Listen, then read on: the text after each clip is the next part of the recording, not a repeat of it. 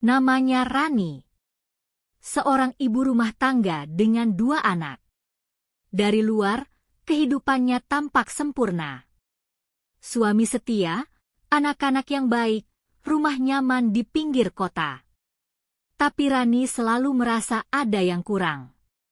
Dalam hatinya, ia haus perhatian, haus pujian seperti yang dulu sering ia dapat di masa muda.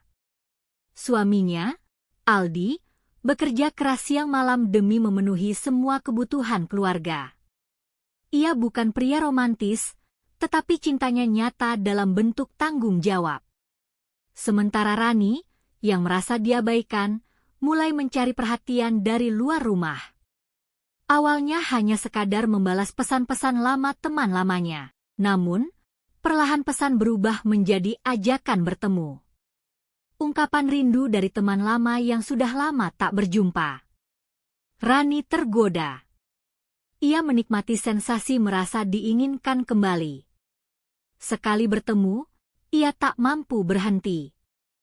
Perselingkuhan pun dimulai, diam-diam menggerogoti kesempurnaan hidup Rani. Rani pandai menyembunyikan jejak. Setiap kali Aldi pulang, ia tetap memasang wajah ceria. Ia tetap memasak, mengurus rumah, dan menemani anak-anak belajar. Tidak ada yang berubah. Aldi tidak pernah curiga. Ia percaya penuh pada perempuan yang dinikahinya 13 tahun lalu. Tapi, hidup tidak bisa terus berbohong. Sedikit demi sedikit, karma mulai menabur benih. Hubungan Rani dengan Aldi memburuk tanpa sebab jelas. Rani menjadi mudah marah, merasa terbebani oleh kehadiran suami sendiri. Tanpa sadar, ia mulai mengabaikan keluarga kecilnya.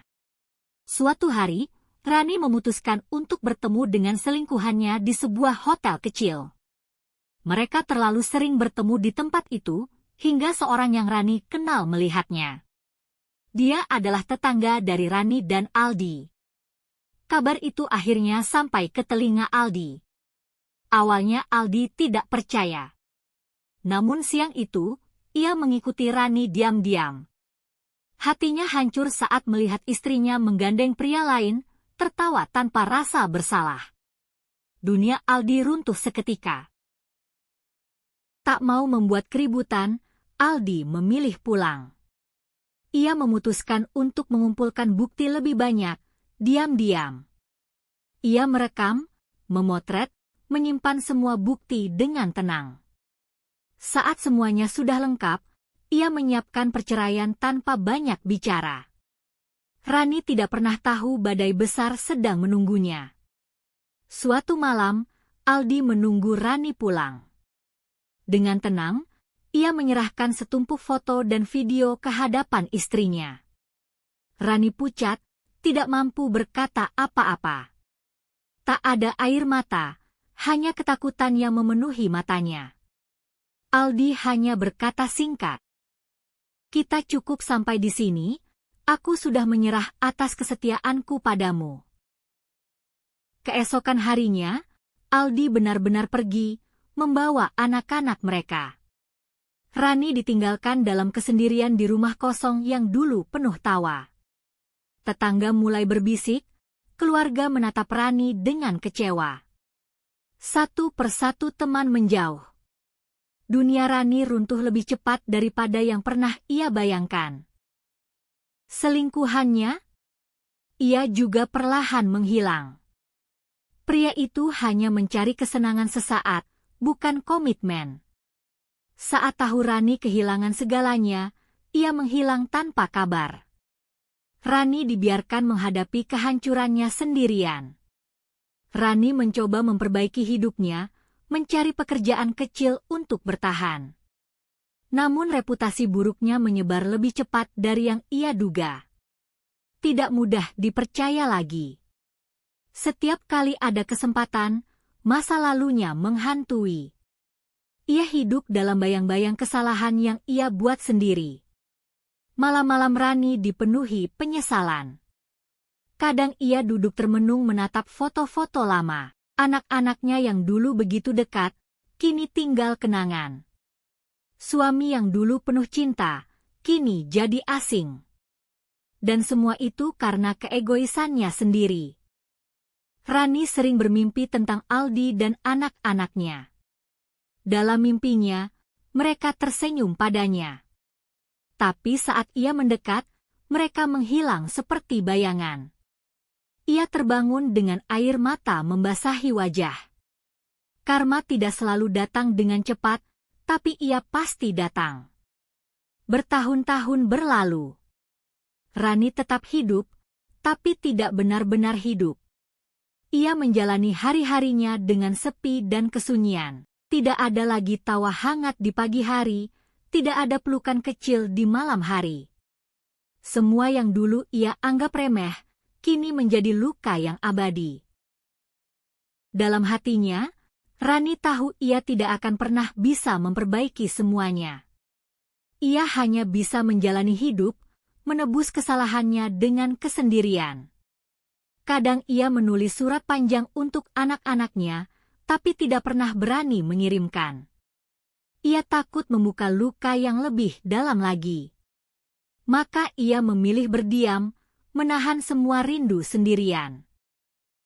Rani kini tinggal di sebuah rumah kecil di pinggiran kota. Ia bekerja sebagai kasir di sebuah toko kelontong.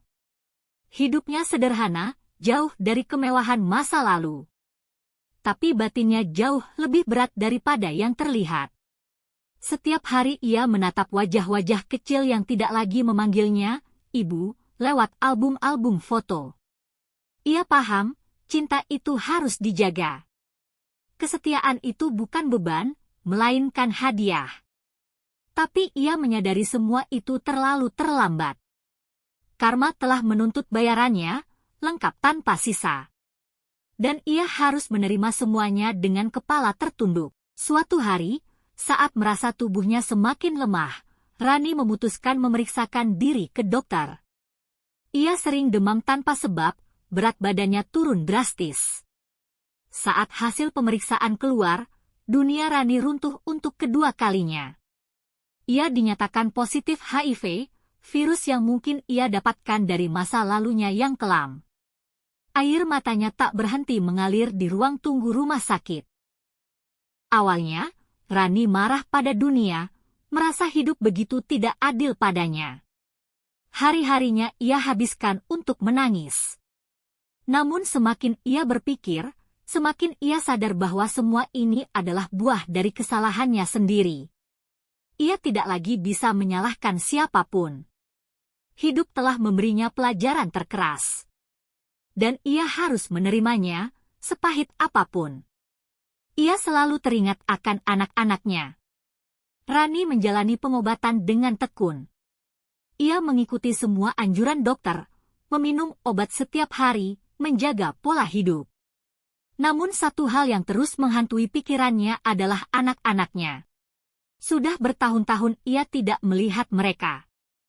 Kerinduan itu tumbuh liar dalam hatinya. Akhirnya, setelah banyak berpikir, Rani memberanikan diri untuk menghubungi Aldi.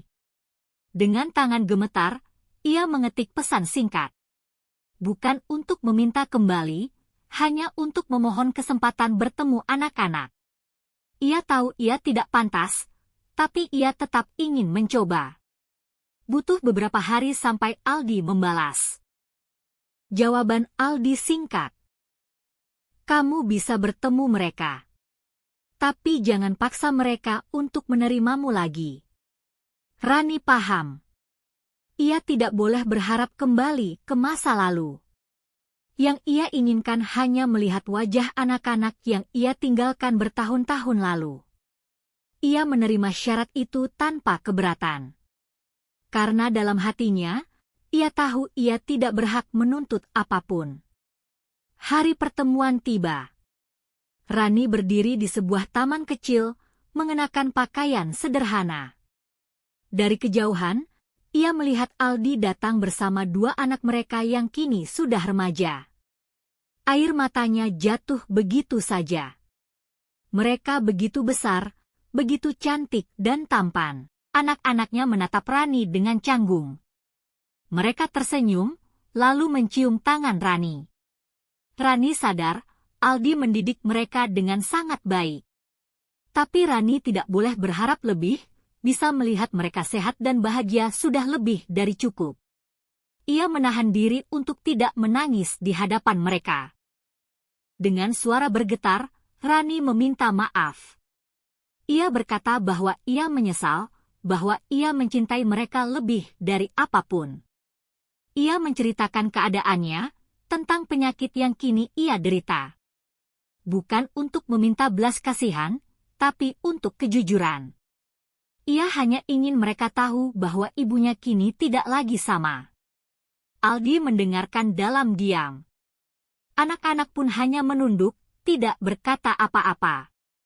Akhirnya mereka memeluk ibunya, mereka menangis bersama. Namun sebelum pergi, putrinya berkata pelan, "Aku harap ibu selalu sehat dan bahagia."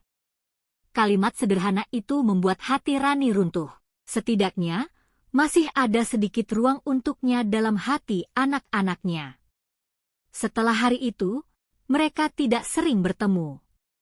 Aldi menjaga jarak, menjaga perasaan anak-anak. Rani pun tidak memaksa. Ia tahu ia harus menerima hidup barunya sendiri. Di balik setiap luka, Rani menemukan pelajaran tentang keikhlasan.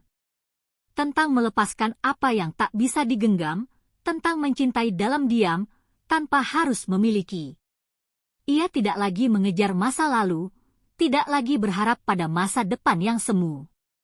Ia hidup untuk hari ini, untuk napas yang masih berhembus, untuk senyum kecil yang masih bisa ia berikan pada dunia. Karena akhirnya, Rani mengerti, hidup bukan tentang membayar utang masa lalu, melainkan tentang berdamai dengan diri sendiri, satu hari pada satu waktu.